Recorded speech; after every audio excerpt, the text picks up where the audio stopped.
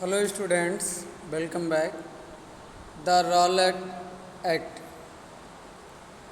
Emboldened with this success, Gandhiji in 1919 decided to launch a nationwide satyagraha against the proposed Rowlatt Act 1919.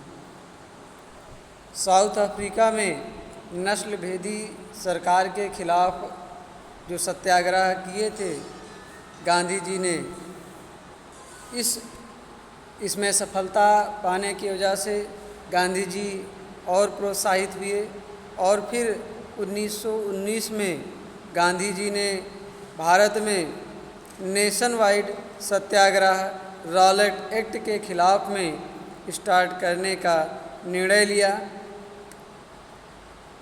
This act had been hurriedly passed through the imperial legislative councils despite the united opposition of Indian members.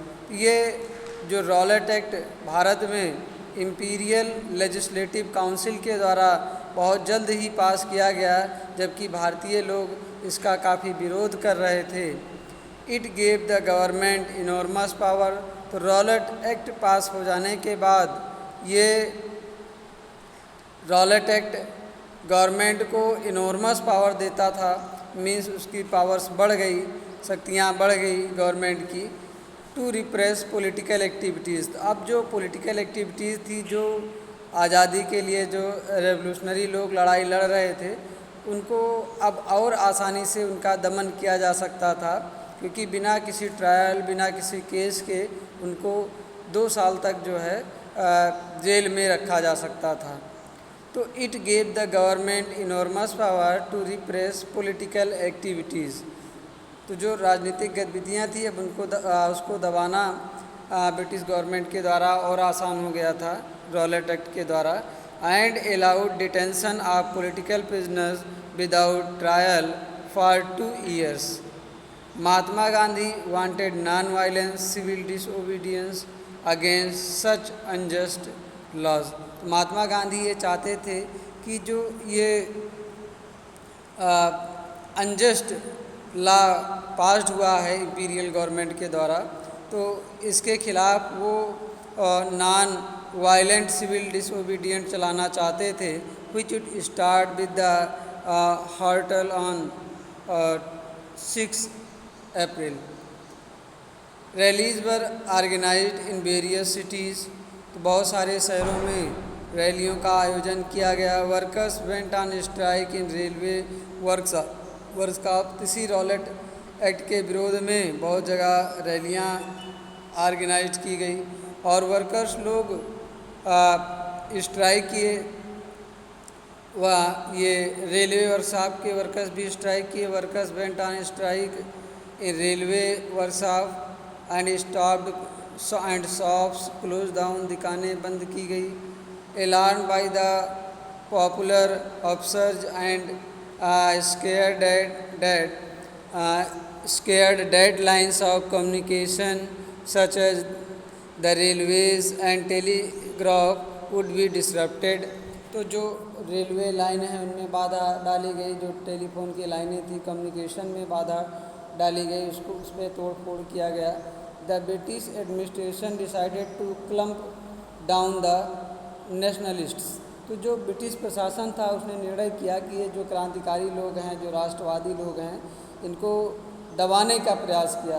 ये निर्णय लिया कि decided to clamp down on nationalist.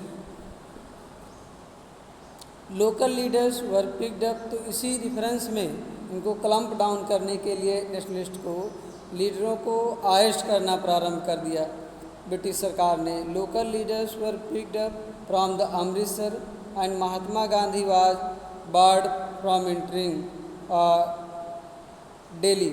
तो जो local leaders थे अमृतसर से, उनको गिरफ्तार कर लिए गए। महात्मा गांधी के ऊपर बैन लगा दिया गया कि वो दिल्ली प्रवेश करने से उनको रोक दिया गया, जो है वर्जित कर दिया गया। On 10 April the police in Amritsar fired upon A peaceful प्रोसेसन।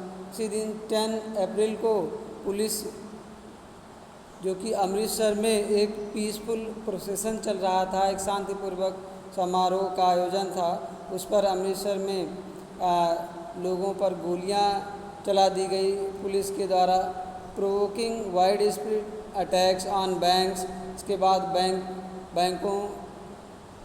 बैंकों को लूटा गया, क्योंकि रॉलेट एक्ट के विरोध में जो है provoking wide spread attacks on banks, post offices and railway station. तो रॉलेट एक्ट के विरोध में जो नेशनलिस्ट लोग थे वो बैंकों को भी लूटा, पोस्ट ऑफिस पे भी अटैक किया, रेलवे स्टेशन पे भी अटैक किया। Martial law was imposed and General Dyer to command. इसके बाद मार्शल लॉ इम्पोज किया गया, मार्शल कानून लागू किया गया और जनरल डायर को कमांड दी गई। On 13 April the infamous Jallianwala Bagh incident took place. और 13 अप्रैल को जो है ये infamous Jallianwala Bagh incident took place हुआ। ऑन डेट डे, इसी दिन 13 अप्रैल को that day, a large crowd gathered in the enclosed ground of Jallianwala Bagh. तो जलियांवाला बाग में यहाँ पे बड़ी मात्रा में भीड़ इकट्ठा हुई थी। ये इनक्लोज्ड ग्राउंड था, चारों तरफ से बाउंड्री थी इसमें, इस बाग में। Some came to protest again the government's new repressive measures. वहाँ पे कुछ लोग आए थे जो सरकार की नई नीतियों का, जो दमनकारी नीतियाँ बनी थी, जो दमनकारी कानून बने थे, रिप्रेसिव मेजर्स लिए गए थे ईस्ट इंडिया कंपनी के द्वारा या ब्रिटिश गवर्नमेंट के द्वारा, तो उसी के विरोध में कुछ लोग आए थे प्रोटेस्ट करने, विरोध। Others had come to attend the annual Baisakhi fair. और अन्य लोग जो है बैसाखी का मेला देखने आए थे। Being from outside the city many villagers were unaware of the martial law that had been imposed. ये शहर से दूर होने की वजह से बहुत सारे गांव वाले उसमें थे, जो बहुत सारे गांव वाले ये अपरिचित थे कि मार्शल लॉ क्या होता है। Many villagers were unaware of the martial law that had been impose. तो मार्शल लॉ क्या होता है इसको बहुत सारे गांव वालों को पता भी नहीं था, जो लागू किया गया था। Dyer entered the area. और 13 अप्रैल को जो जलियांवाला बाग में जो बैसाखी का मेला लगा हुआ था, वो चारों तरफ से बाउंड्री थी, उसका इंटर और एग्जिट पॉइंट एक ही था, एक ही तरफ से आप एंट्री कर सकते थे, एक ही तरफ से निकल सकते थे, और जो भी रास्ते थे उसको ब्लॉक कर दिया गया था। Dyer enter the area block the exit point. तो जो एग्जिट पॉइंट था उसको ब्लॉक कर दिया गया, जहाँ से सब लोग निकलते। And open fired on the crowd. और जनरल डायर ने पुलिस को आदेश दे दिया, वो पब्लिक के ऊपर ओपन फायर्ड करवा दिए, सबके ऊपर गोलियां चलवा दी। किलिंग 100, सैकड़ों मारे गए। His object as he declared later. और जनरल डायर ने बाद में जो गोलियां चलवाई थी इसके बारे में उन्होंने कहा कि उनका लक्ष्य क्या था, वो क्यों लोगों के ऊपर ओपन फायर करवाए थे। His object as he declared later. तो जो उनका लक्ष्य था वो बाद में उसको डिक्लेयर करे। Was to produce a moral effect to create in the minds of satyagrahis a feeling of terror and awe. तो उनका कहने का मतलब ये था कि मैं भारतीयों के ऊपर इसका नैतिक प्रभाव छोड़ना चाहता हूँ। सत्याग्रही जो थे, जो आंदोलन कर रहे थे, उनके दिमाग में मैं भय पैदा करना चाहता था, ताकि कोई भी सत्याग्रही, कोई भी इंडियन का मेंबर जो नेशनलिस्ट है वो ब्रिटिश के ख़िलाफ़ आवाज़ उठाने की कोशिश ना करे। एक तरह से मोरल रूप से इंडियंस को वो दबाना चाहते थे। यहाँ के नेशनलिस्ट को जो है वो मानसिक प्रेशर देना चाहते थे कि अगर कोई भी कंपनी का विरोध करेगा तो उसकी हाल ऐसी होगी। His object as he declared later was to produce a moral effect to create in the minds of satyagrahi a feeling of terror and awe. As the news of Jallianwala Bagh spread. तो जब ये जलियांवाला बाग की घटना हो गई, अप्रिय घटना थी काफ़ी, तो ये जब न्यूज़ फैली चारों तरफ देश में, crowd to the streets in many north Indian towns, तो बहुत सारे नॉर्थ इंडियन जो टाउन्स थे, जो उत्तर भारत के जो शहर थे, कस्बे थे, वहाँ के गलियों में काफ़ी भीड़ होने लगी इसके विरोध में। देयर वर स्ट्राइक्स हुआ, clashes with the police and attack the government buildings, तो पुलिस के साथ भी अटैक हुआ, पुलिस पर भी हमला हुआ, गवर्नमेंट बिल्डिंग्स पर अटैक हुआ। The government responded with brutal repression, और सरकार ने काफ़ी दमनकारी नीति अपनाई, brutal repression, seeking to humiliate and terrorise people. तो अब वो चाहती थी कि जो नेशनलिस्ट थे, जो सत्याग्रही थे, उनका अपमान किया जाए, उनको टेरराइज किया जाए, उनको डराया जाए। Satyagrahis were forced to rub their noses on the grounds, और सत्याग्रही को बाध्य किया गया कि वो अपनी नाकें जमीन पर रगड़ें, क्रावल ऑन द स्ट्रीट, गलियों में रेंग कर चलें, and do salaam to all sahibs, और जितने भी साहिब आपको दिखें, ब्रिटिश गवर्नमेंट के ऑफिसर दिखें, उनको आप सलाम ठोको। तो ये एक रिप्रेशन मीजर, ये brutal repression measure British government के द्वारा अपनाया गया। Seeking to humiliate and terrorise people, satyagrahis were forced to rub their noses on the ground, crawl on the street and do salaam to all sahibs.